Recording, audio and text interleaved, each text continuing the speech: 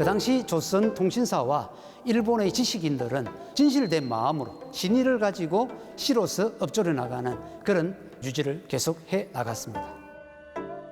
통신사가 내거는 가장 대표적인 이야기가 성신교린이죠. 진실로 믿음을 서로 통하고 교린, 이웃과 사귄다라는 이야기죠.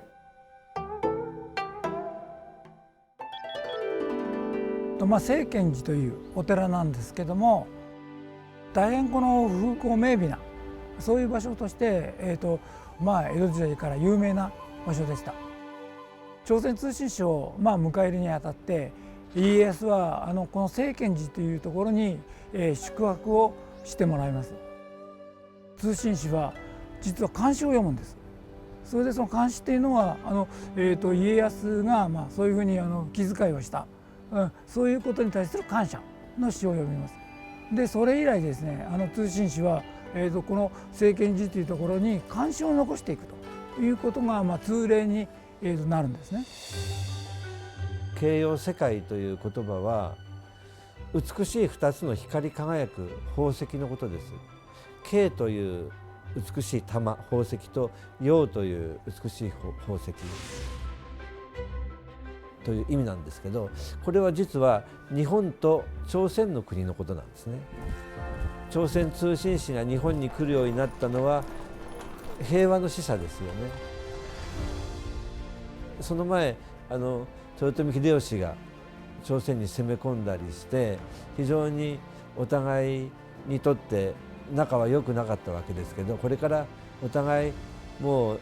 争い事はやめましょうと、ね、平和な世界を築いていきましょうよということで朝鮮通信使が来てくれるようになったわけですよね。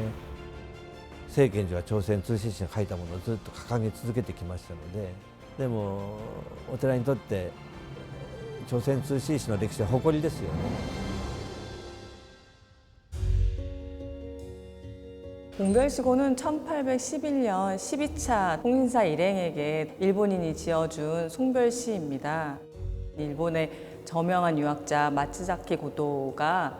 부사 이명구 일행들에게 작별의 시를 적어준 건데요. 이명구의 그런 인품이나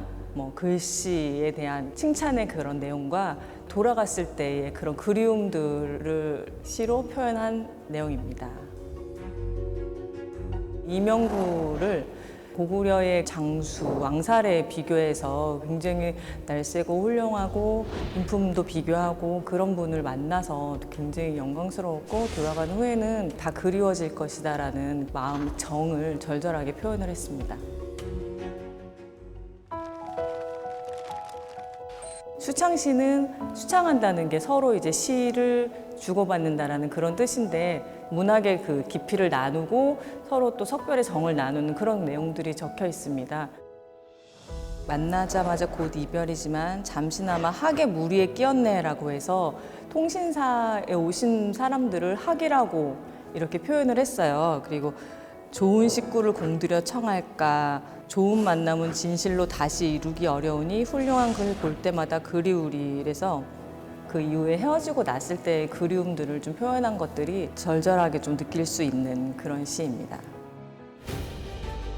日本人の詩人あるいは日本のそういうその芸術家っ